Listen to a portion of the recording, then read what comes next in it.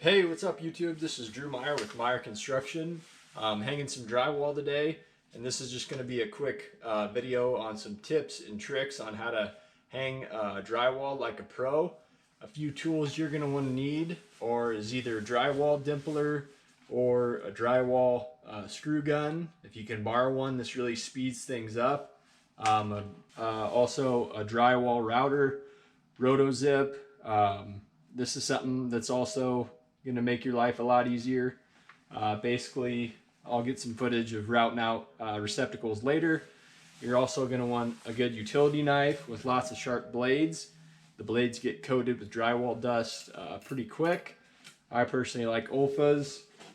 You want Sureform or rasp. Anytime you make a cut, you can take this on the edge and really smooth it up, or chamfer the edges if you need to. Long runs, a laser distance measure works really well for planning on where to break your joist. That's something that makes it easy, especially if you're working by yourself. When you're hanging drywall, first things first is go around and check your framing. Shim any studs.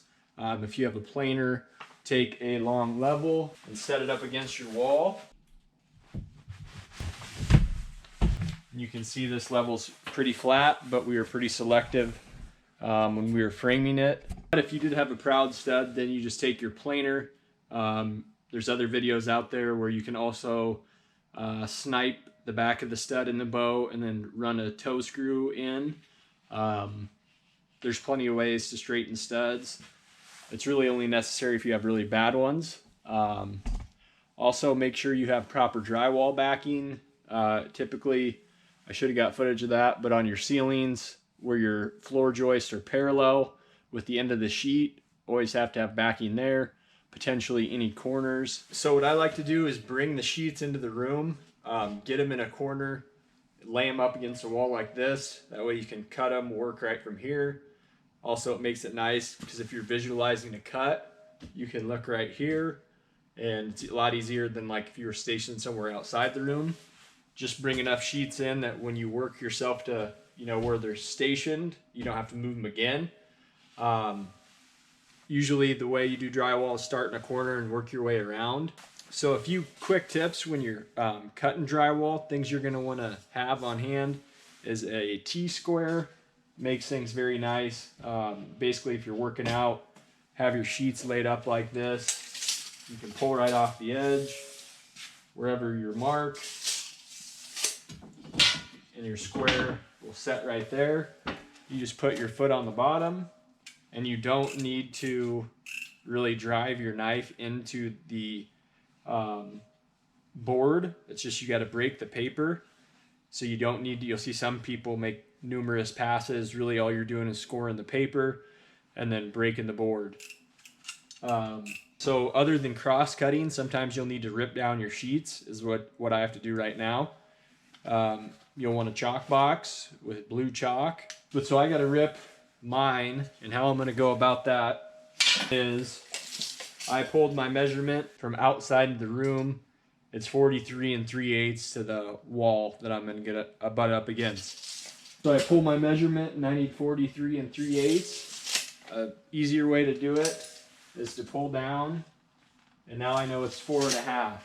Now, what you can do is use your tape as like a slide and set it at 4.5. Take your finger, pinch it on the top. And if you want to mark it first, that way you know your cut's accurate. You just butt your pencil into your tape blade and run it along. Also, what's handy, if that's a little too difficult for you, a bigger square with gradations where you can put a pencil or a knife. So you can set your square up, set it in that slot. Work your way just like that. Or you could freehand it if you snap the line. I personally just use my tape.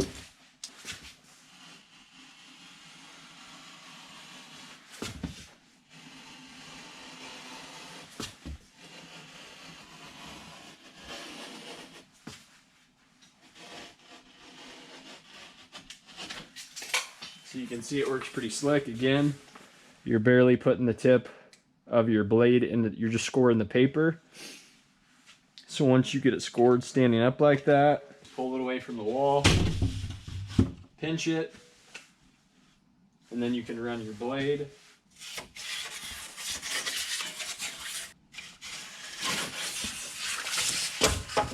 Then you take your Sureform or drywall rasp, whatever you want to call it, just set it on the edge. Another thing before you start hanging your rock, what you should do is go along and mark your floor where there's a stud, or mark out anything you're gonna need to router out, your electrical boxes, switches. You can always give yourself a reference mark on the floor, and then also how far up. For instance, when I pulled these, you just 45.5.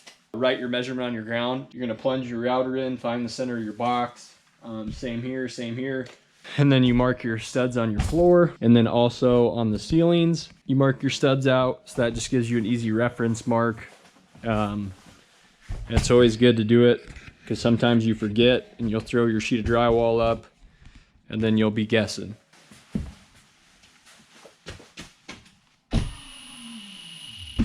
I'm running these sheets vertically, which some people would say is wrong. But that way you're having a tapered seam vertically, it's easier to finish. That's the way the homeowner wanted it, because they're gonna finish it.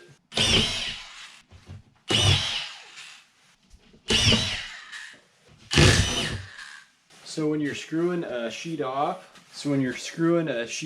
on this tapered edge, obviously you want to keep all your screws, well, they'll be hidden inside that about 3-inch taper on the edge.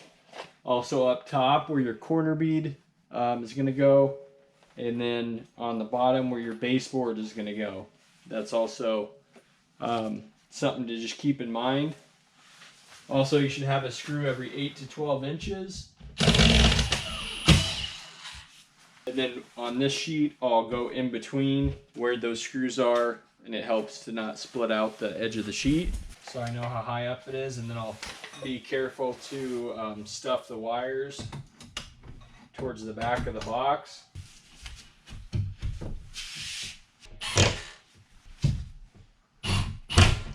So before you route out your boxes, any screw that you put close, like that one in the middle, isn't sunk all the way, because that'll create pressure and break your sheet. But I do like to tack a few, that way you know it's not going to move around.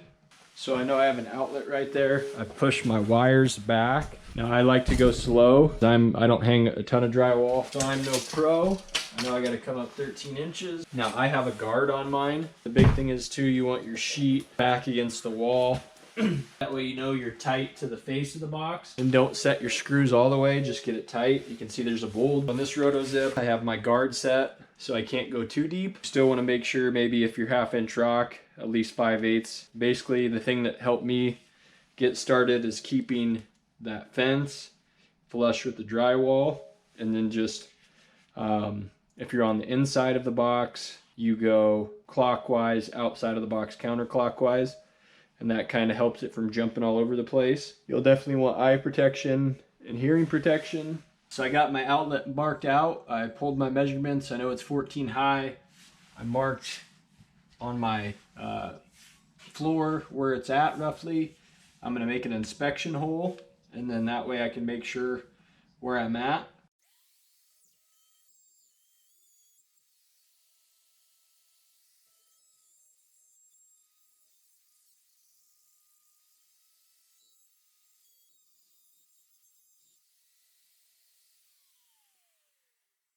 So when you run it on the inside of the box, you want to go clockwise, and that keeps it the direction of the cutter head in the right direction. Now when I go out, I want to go counterclockwise. So basically what I do is I set it here, lift it out, and then make sure I'm just on that lip. So like I said, if you make a little inspection hole, and then when you're on the inside, you want to go clockwise. And then I pull it out, and then I plunge it right here, and then I go counterclockwise actually on the outside, So, like I said, just go slow. Don't force it. You just kind of try to feel the tip where you're riding at.